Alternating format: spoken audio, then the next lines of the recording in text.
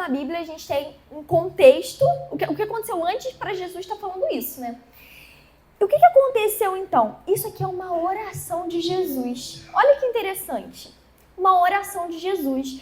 Aqui ele estava orando a Deus e a gente vai ver que no capítulo 18, o que está escrito? Qual que é o título do capítulo 18? Jesus é preso.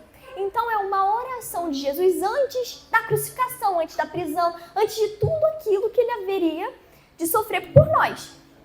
Então aqui Jesus, ele ora por nós, ele ora primeiro por si mesmo, depois ele ora pelos discípulos e depois ele ora por nós.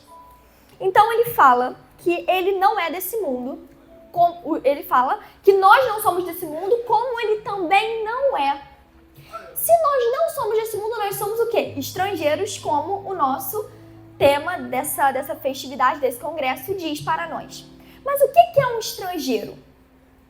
Vamos ler a definição que está escrita no dicionário sobre estrangeiro. Diz assim: o estrangeiro é uma pessoa que não é um cidadão natural do país em que se encontra em determinado momento. Então, por exemplo, uma pessoa do Japão que está no Chile. Vocês sabem, Japão e Chile, né, gente? Países. Uma pessoa do Japão que está no Chile. Essa pessoa do Japão, ela não nasceu no Chile, mas ela está lá por um determinado momento, por um determinado tempo. Então é a mesma coisa nós somos de onde? Do céu. Mas nós estamos aonde agora? No mundo. Então, nós estamos no mundo, mas nós não somos do mundo. Nós temos um lugar que é o céu para nós irmos, depois que nós terminarmos de cumprir o nosso propósito aqui nessa terra. Enquanto nós estamos aqui, nós não somos igual ao mundo, então nós não podemos o quê? Imitar o mundo. Nós não podemos nos parecer com o mundo. Nós não podemos imitar os padrões desse mundo. Porque o que o mundo gosta? O mundo gosta do pecado. O mundo, gente, que a gente está falando aqui, não é o mundo físico, a terra. É o mundo é o mundo que jaz do maligno, o mundo com pecado, o mundo que nós estamos aqui para sermos luz dele. Então, esse mundo gosta do pecado, e aí a gente não é desse mundo. A gente não é desse mundo. E aí a gente está num lugar onde está cheio de pecado. Então, o que a gente precisa fazer? A gente tem que se contaminar com esse mundo. A gente não pode se contaminar com esse mundo. Por quê? Porque a gente não é daqui. A nossa cultura é outra. Nós viemos de uma cultura que não tolera o pecado. Então, quando nós entramos num ambiente que está cheio de pecado, a gente não pode se comparar com esse mundo. A gente não pode imitar esse ambiente onde nós estamos. Então, nós não podemos parecer com o mundo. Nós vivemos em uma geração que muitos de nós, a gente não tem mais diferença entre quem é de Deus e quem é do mundo. Por quê? Porque muitas vezes a gente imita os que são do mundo, quando na verdade deveria ser diferente. A nossa vida deveria ser um exemplo para as pessoas do mundo. E eles deveriam querer imitar o que nós fazemos. Por quê? Porque nós servimos ao Rei dos Reis e Senhor dos Senhores. Nós que temos a prosperidade, nós que deveríamos dominar os assuntos da nossa roda de amizade. E muitas vezes o que a gente faz? A gente que é filho de Deus, a gente que tem autoridade para dominar as conversas que nós estamos, a gente que tem autoridade para ser luz do mundo, e o que a gente faz? A gente dá um passo para trás e fala: não, se eu fizer isso também, eu vou parecer o chato da conversa. Mas deixa eles falando aí. Se eu tentar, ser diferente de todo mundo, como é que eu vou ser diferente de todo mundo? Só que nós precisamos entender que a gente não é daqui. A gente vai ser diferente porque a gente não é daqui. A nossa natureza é do céu e a gente precisa começar a viver isso na prática no nosso dia a dia. A gente precisa começar a viver isso de verdade, não só falar, mas viver como um estrangeiro, não imitar os padrões desse mundo. E o que acontece? O inimigo, o mundo jaz do maligno. Ou seja, esse mundo é do diabo. Qual que é a nossa missão? Tirar as pessoas desse mundo que é do maligno, ou seja, expandir o reino de Deus, o reino que a gente faz parte. Então, estrangeiro age diferente. E todo estrangeiro tem uma missão. Jesus, ele era estrangeiro, como o texto nos diz. E Jesus, ele agiu diferente? Sim ou não? Jesus agiu diferente. Eu quero mostrar um exemplo para você de quando Jesus agiu diferente. Obrigada. Mateus, no capítulo 8, do versículo 1 ao 4, diz assim: então o leproso chegou perto dele, ajoelhou-se e disse: Senhor, eu sei que o Senhor pode me curar se quiser. Jesus estendeu a mão, tocou nele e disse, sim, eu quero, você está curado, aleluia. E no mesmo instante ele ficou curado da lepra. Então Jesus lhe disse, escute, não conte isso a ninguém, mas vai pedir ao sacerdote que examine você. Depois, a fim de provar a todos que você está curado, vai oferecer o sacrifício que Moisés ordenou. Lepra. Lepra na época era uma doença que era igual pandemia, igual coronavírus. Você pegou, você tinha que se isolar de todo mundo. Por quê? Porque era uma doença altamente contagiosa. Então, se você pegar lepra, você tinha que se afastar dos seus familiares e viver num lugar isolado. E você praticamente estava condenando a morte. Porque lepra naquela época, assim, para você ter uma pessoa que foi curada da lepra, era algo raríssimo na época. Quase não existia pessoas curadas de lepra. Então, quando você pegava a lepra, você tinha que se excluir do convívio de todo mundo que você amava e estava destinado a morrer. Só que aquele leproso, ele agiu por fé. E ele foi atrás de quem? Do mestre de Jesus. Ele foi atrás de quem podia resolver o problema dele. E ele chegou em Jesus já sabendo que Jesus poderia curá-lo. Então ele já chega, Senhor, eu sei que se o Senhor quiser, o Senhor pode me curar. E aí o que Jesus diz? Eu quero, seja curado em nome de Jesus. Mas o que Jesus fez? Ele colocou a mão no leproso. Ninguém colocava a mão em leproso. Jesus agiu diferente de todo mundo. Ninguém colocava a mão em leproso. Isso na época era considerado loucura. Você é doido, você está colocando a mão num leproso, num homem infectado. Você vai pegar também essa lepra.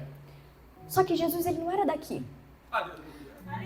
Aquilo que é da terra não afetava Jesus, aleluia. Aquilo que era desse mundo não afetava Jesus. Jesus sabia, eu tenho autoridade sobre essa lepra e eu declaro agora que você será curado.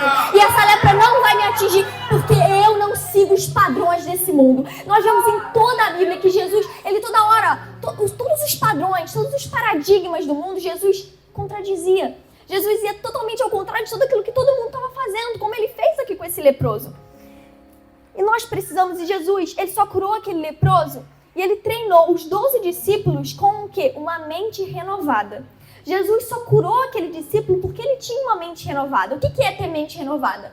É acreditar que o impossível é totalmente possível. Isso é você ter uma mentalidade do céu, porque no céu tudo é possível no céu, não é impossível para Deus. Então, quando a gente tem a mentalidade do céu, a gente acredita que o impossível é totalmente possível. Mas sabe qual que às vezes é nosso problema? Que a gente está olhando para a situação e a gente está olhando com nossos olhos carnais. Às vezes a gente esquece que a gente tem uma natureza celestial e que a gente tem que entender que a gente vive no mundo espiritual, onde tem demônios, onde tem anjos, e onde as coisas espirituais acontecem. Então nós precisamos parar de olhar as situações com os nossos olhos carnais e começar a olhar as situações com a nossa mente renovada.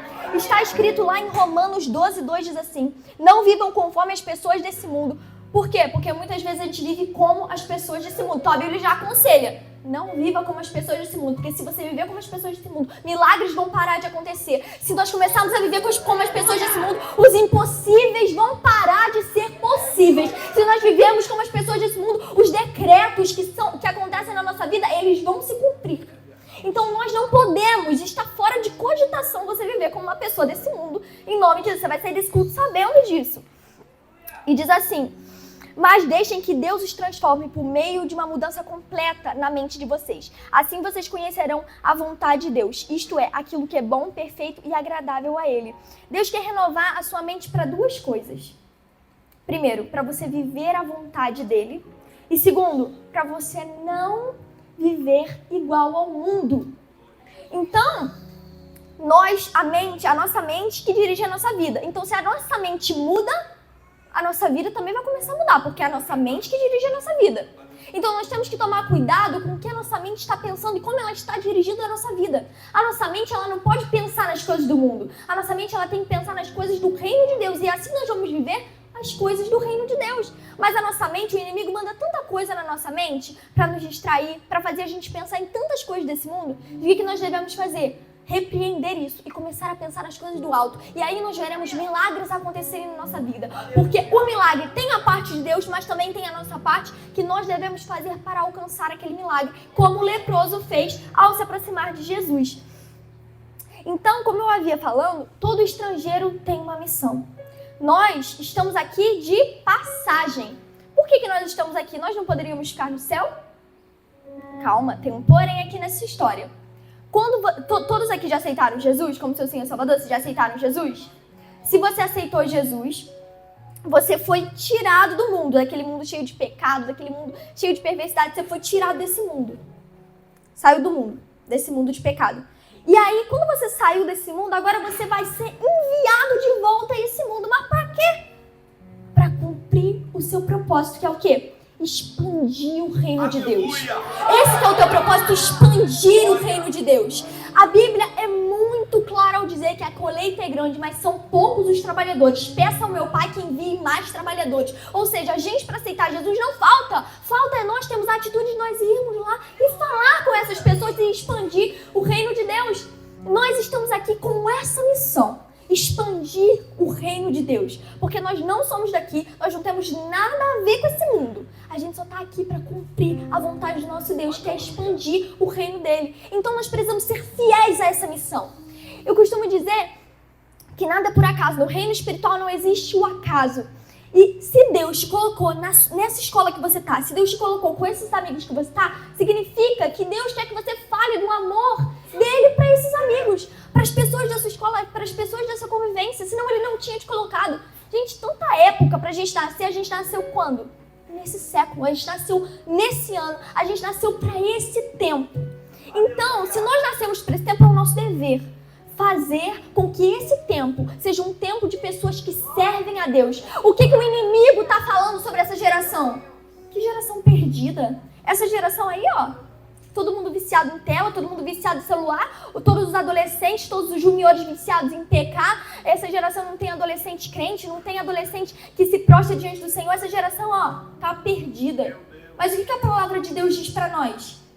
Que nós somos geração eleita, que nós somos sacerdócio real. E aí a gente escolhe acreditar em quem? Nós temos que começar a acreditar naquilo que a palavra de Deus diz que nós somos, não naquilo que Satanás fala aos nossos ouvidos, em nome de Jesus. Então hoje nós vamos começar a ter a convicção de quê? Que nós somos o remanescente dessa geração. Nós somos diferentes e fomos escolhidos. Ele te escolheu desde o ventre da sua mãe para quê? Para esse tempo e para esse propósito. Então nós vamos começar a abrir a nossa boca e falar do amor de Jesus, porque tem pessoas entrando em depressão, tem pessoas se perdendo porque não conhecem a luz da palavra de Deus. Mas para nós fazermos isso, nós precisamos primeiro transformar a nossa vida, para nós executarmos esse propósito. Nós fomos resgatados do mundo. Isso é muito forte. E outra pessoa que também foi resgatada do mundo foi quem? Foi Paulo. Saulo, que virou Paulo. Está escrito lá em Atos capítulo 9, versículo 17 e 18, diz assim: Então Ananias entrou na casa de Judas, pôs as mãos sobre Saulo e disse: Saulo, meu irmão, o Senhor que me mandou aqui é o mesmo Jesus que você viu na estrada de Damasco. Ele me mandou para que você fique novo e cheio do Espírito Santo.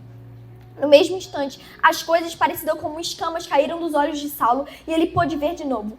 Ele se levantou e foi batizado. O Espírito Santo de Deus nos tirou desse mundo, assim como ele fez com Paulo.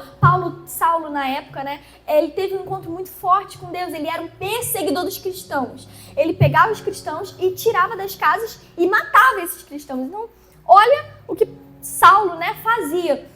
E ele foi completamente transformado o quê? Para essa missão. E o que ele se transformou?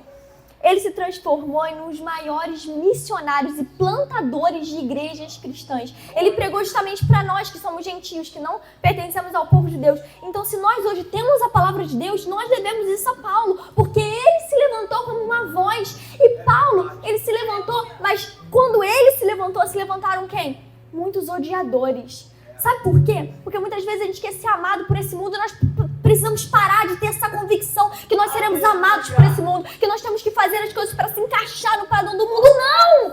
A Bíblia já disse, lá em João capítulo 15, do versículo 18 ao 19, Jesus continuou e disse: se o mundo odeia vocês, lembrem-se que ele me odiou primeiro.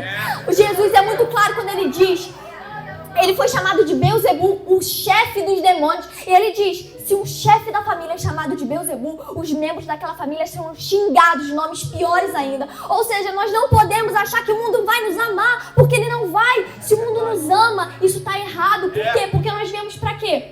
Para confrontar os padrões desse mundo. Quando nós expandimos o reino, nós confrontamos os padrões desse mundo. E quando nós confrontamos o mundo nos odeia. Então vamos parar de achar que o mundo tem que nos amar, porque ele não tem. Nós viemos para colocar o confronto Nós precisamos entender isso, que nós seremos odiados. Nós seremos odiados pela palavra de Deus. E o texto continua e diz, se vocês fossem do mundo, quem é do mundo aqui? Ninguém. O mundo amaria vocês por serem deles. Ou seja, o mundo não nos ama por quê? Porque nós não somos dele. Mas eu escolhi vocês dentre as pessoas desse mundo e vocês não são mais dele. Por isso o mundo odeia vocês. Nós seremos odiados, nós seremos perseguidos por amor à palavra de Deus. Nós precisamos entender isso. E quando as pessoas vierem lançar pedra, nós estamos expandindo o reino de Deus e vem muitas pessoas lançando pedra, lançando desânimo, lançando medo. O que nós precisamos fazer? Nós precisamos ter a convicção. Eu não sou nada daquilo que as pessoas estão falando. Eu sou um expandidor do reino de Deus e eu não vou parar enquanto eu não cumprir o meu propósito. Sabe quem que tinha essa convicção? Neemias. Neemias, ele foi um reconstrutor das muralhas ao redor de Jerusalém. E Neemias, ele foi muito, mas muito odiado. Se levantaram alguns homens, Sambalate e Tobias, para fazer com que Neemias, eles colocaram um pé e falaram, nós não vamos desistir enquanto a gente não fazer esse homem parar de construir essa muralha. Eles estavam com raiva, se levantaram para fazer o negócio não dar certo. Mas Neemias, eu acho que eles foram mexer com a pessoa errada, porque Neemias sabia que ele não era daqui, que ele não estava dando ouvido a nada daquilo que eles estavam falando. Mas eles pegaram pesado com Neemias. O que eles fizeram? Eles mandaram uma carta aberta para Neemias. Quando essa carta aberta é mandada para Neemias, eles já tinham feito tanta coisa que só de contar aqui eu fico a noite inteira falando sobre isso. Mas o que era uma carta aberta? Colocou no Instagram. Todo mundo estava vendo o que estavam falando de Neemias. O que estavam falando dele? Que ele era um mentiroso, que ele estava fazendo aquilo. E ele tinha pagado profetas de Deus para falar que ele era o novo rei. Estavam falando que ele estava reconstruindo as muralhas, todo aquele trabalho, para ele ser o rei, para ele se glorificar com aquilo. E o que Neemias responde para eles? Vamos ler lá em Neemias.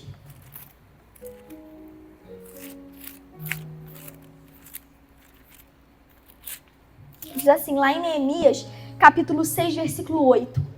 Aqui é a resposta de Neemias para a carta. Eu mandei a seguinte resposta: nada do que você está dizendo é verdade. Foi você que inventou tudo isso. O que eles queriam era nos meter medo para não continuarmos o trabalho. Agora, ó Deus, aumenta as minhas forças. Levanta a sua mão que eu vou profetizar agora sobre a sua vida. Senhor, aumenta as nossas forças, porque se o inimigo pensou que ele vai nos fazer parar, colocando medo, colocando desânimo sobre a nossa vida, ele está muito enganado, porque Neemias sabia, enquanto eles estão falando mal de mim, eu já coloquei mais um tijolo nessa muralha. Enquanto eles estão armando todos os planos deles contra mim, eu já coloquei o portão, eu já coloquei a fechadura e eu vou terminar esse propósito. Sabe por quê? Porque o inimigo pode se levantar e podem ser muitos, mas maior é o que está comigo. Maior é aquele que me enviou para cumprir esse propósito. Maior é aquele que vai na minha frente. Maior é o que está conosco, então nós não precisamos ter medo dos inimigos se levantando. Sabe por quê? Porque você está sozinho? Não. Você está debaixo de uma promessa? Tá. Eu creio num Deus que é fiel para cumprir promessa. Eu creio num Deus que me enviou para cá com um propósito. Ele não vai me enviar para cá com um propósito e vai me deixar sozinha para eu fazer ele. Ele vai me enviar para cá com um propósito e ele vai colocar a estrada para mim passar. Eu creio nesse Deus e nós precisamos ter a convicção que ele está conosco. Chega dessa conversa do inimigo que ele tem colocado na nossa mente que nós estamos sozinhos, que não vai dar certo. Nós precisamos repreender isso, porque isso são conversas do inimigo para nos tirar do propósito. Porque ele sabe que quando a gente começar a cumprir o nosso propósito, viver como estrangeiro nessa terra, não tem nada que nos segure. Ele sabe que quando a gente começar a fazer isso, todos os planos que ele arquitetou, todas as pessoas que estão no mundo viciadas, ele sabe que nós vamos libertar, que nós vamos acabar com tudo isso. A igreja vai invadir esses lugares. Nós precisamos ser uma igreja que invade os ambientes. Nós precisamos ser esse tipo de pessoa. Em nome de Jesus. E muitas vezes, o que nos afasta desse lugar de viver como estrangeiro, o que nos afasta desse lugar de nós acharmos que a gente tem que viver como as pessoas desse mundo, o que às vezes nos afasta do nosso propósito? O pecado, a falta de intimidade com Deus. Isso é muito sério, porque o pecado é uma arma muito perigosa do inimigo sobre a nossa vida. Sabe por quê? Porque quando a gente peca, o que é o pecado? A mentira, a desobediência, o falso testemunho, a intriga, a fofoca, tudo isso são pecados. E quando a gente comete esses pecados e a gente não se arrepende deles, o que a gente acontece? Porta pro inimigo, porta pro inimigo, porta pro inimigo, porta. Quanto mais a gente vai dando brecha pro inimigo, menos um passo do seu propósito, menos um passo do seu propósito. Então o que o inimigo faz? Ele envia tantas tentações para nós pecarmos, tantas tentações, e aí a gente vai se perdendo no meio daquilo. E quando a gente vê, a gente pensa, cadê o meu propósito? Eu já saí do meu propósito há muito tempo. Quanto tempo faz que eu não oro? Quanto tempo faz que eu não leio a Bíblia? Quanto tempo faz que eu não tiro o meu momento de comunhão com Deus? Sabe por quê? Porque o inimigo ele envia tanta distração para nós. Não precisa disso. Isso aí é besteira. Pelo amor de Deus, para com isso. Tudo besteira que estão falando. Você não precisa de orar, você ainda é jovem, você pode curtir. Tudo mentira do inimigo. Sabe por quê? Porque quanto mais cedo nós desenvolvemos a nossa intimidade com Deus, mais fácil vai ser da gente manter a nossa intimidade. Então a gente precisa o quê? De desenvolver a nossa intimidade agora, desde pequenos. Desde agora a gente precisa começar a desenvolver o nosso relacionamento com Deus. Mas o que o inimigo fala? Criança não sabe orar. Criança não tem ainda maturidade para ler a Bíblia. Criança não vai entender o que está escrito na Bíblia, porque a linguagem é muito difícil. Tudo mentira do inimigo. Tudo mentira do inimigo. Criança não pode ser usado agora como criança. Tem que esperar crescer para ser usado. Não. O Senhor nos chamou para ser usados nesse tempo. O Senhor nos chamou para ser usados nesse tempo. O Senhor nos chamou para ler a Bíblia nesse tempo. Não temos sabedoria para ler a Bíblia. A tradução está muito difícil. Ou nós não estamos entendendo? A gente tem um conselheiro e um ajudador que foi liberado do céu para nos ajudar em tudo que nós venhamos a precisar. Então, leu a Bíblia. Não entendi o que quer dizer aqui. Espírito Santo, o que o Senhor quis dizer quando o Senhor disse isso na tua palavra? Porque eu quero entender. O Espírito Santo vai te falar, o Espírito Santo vai te revelar. Sabe por quê? Porque ele foi liberado justamente para isso, para ser o nosso conselheiro, para ser o nosso ajudador. Então nós precisamos parar de dar desculpas para nós não termos a nossa intimidade com Deus. Porque nós vamos precisar dela. Nós só vamos atravessar esse mundo se nós tivermos intimidade com Deus. Nós só vamos andar com a nossa vida se nós tivermos intimidade com Deus. Nós só vamos conseguir fazer as coisas certas e ter uma vida exemplar, que o mundo queira nos copiar, se nós tivermos intimidade com Deus. Se nós não tivermos, nós não vamos conseguir ter uma vida de propósito, uma vida de intimidade aqui na Terra. Todo estrangeiro, nós que somos estrangeiros, nós precisamos disso. É uma necessidade ter intimidade com Deus, fechar a porta do nosso quarto e orarmos a Deus. E nós temos que parar de esperar as oportunidades, os recursos para nós começarmos a fazer o nosso propósito. Nós precisamos começar a trabalhar o nosso propósito, porque quando a gente caminha, o Senhor vai mandando os recursos para nós. Então nós precisamos começar a trabalhar, a começar a cumprir o nosso propósito. E as conexões vão vir, as coisas que nós precisamos para cumprir o nosso propósito vão vir, porque nós estamos fazendo. Nós precisamos começar a trabalhar para o reino de Deus. Gideão, ele foi um homem que foi chamado por Deus para libertar o povo de Israel da mão dos inimigos. E quando Deus chama Gideão, ele está o quê? Trabalhando. Por quê? Porque Deus não chama ninguém parado. Davi estava o quê? Trabalhando. Deus não chama ninguém parado. Ninguém que está sentado assistindo videogame, que está sentado assistindo TV. Deus chama quem está orando. Deus chama quem está buscando. Deus chama quem está falando de Deus para os amigos. Deus chama quem está fazendo a diferença. É essas pessoas que Deus vai enviando os recursos. Então, nós precisamos glorificar a Deus com esse propósito. Jesus glorificou a Deus com o propósito dele, porque quando nós cumprimos o nosso propósito na terra e damos um testemunho, as pessoas ao nosso redor, elas são afetadas com isso. Às vezes, a atitude que nós temos de não falar palavrão, de influenciar as pessoas, nós estamos influenciando as pessoas à nossa volta para mais próximos de Deus. Então, um passo que nós damos em intimidade e em fé, nós estamos aproximando as pessoas para mais próximo de Deus. Então, às vezes a gente acha que o que a gente faz não faz diferença, mas faz sim. O Senhor conta conosco. A obra de Deus é assim, cada um faz um pouco e nós vamos evangelizar. Não tem nada que pare a igreja. Sabe qual é o nosso maior inimigo? Não é Satanás, é nós mesmos. É nós mesmos, então nós precisamos ter essa consciência. Porque os recursos, a vitória, nós estamos com um general de guerra. A gente não tem nada a temer, a gente está com o que nunca perdeu uma batalha. A gente não precisa temer nada. A igreja não precisa temer nada. Porque Satanás já foi derrotado. Nós precisamos ter a consciência que nós precisamos agir em fé pelo nosso propósito. É isso que Deus quer de nós, juniores. E é claro que quando nós cumprirmos o nosso propósito, tem o quê? Uma recompensa nos esperando. Abre sua Bíblia comigo em Apocalipse, capítulo 22, versículo 12, diz assim: Eis que venho em breve, a minha recompensa está comigo, e retribuirei a cada um de acordo com o que fez. Qual que é a palavra? A primeira frase.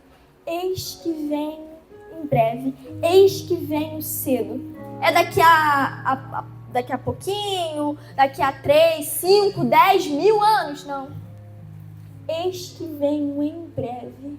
O arrebatamento está às portas. O arrebatamento está às portas. E nós precisamos nos posicionar. Porque o nosso tempo nessa terra está acabando. E quem não se converter, quem não aceitar Jesus e confessar que Ele é o Senhor, vai para o inferno, vai ficar nessa terra. E não vai desfrutar da recompensa que nós teremos.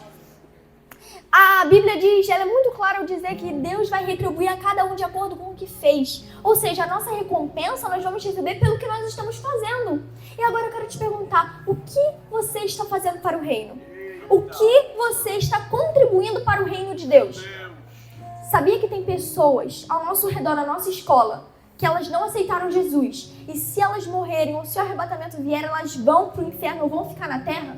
Isso é muito sério. Tem pessoas do nosso redor, amigos nossos, de escola, de condomínio, de bairro, vizinhos, que se não se converterem, vão ficar ou vão para o inferno. Isso é muito sério. E nós precisamos ter essa consciência e começar a exercer o nosso propósito, porque o arrebatamento está às portas e nós iremos morar no céu que o nosso Deus prometeu para nós. Essa é a nossa recompensa. Então nós precisamos cumprir o nosso propósito nessa terra e ter essa consciência que nós somos filhos, ter essa consciência que nós precisamos ter intimidade com Deus, ter essa consciência que o Espírito Santo vai vir e vai batizar todo mundo com o Espírito Santo, ter essa consciência que o avivamento vai vir sobre a igreja e o que nós recebemos aqui, nós temos que levar para o nosso colégio, inundar por onde nós passarmos. Levante-se em nome de Jesus, que eu quero orar com você.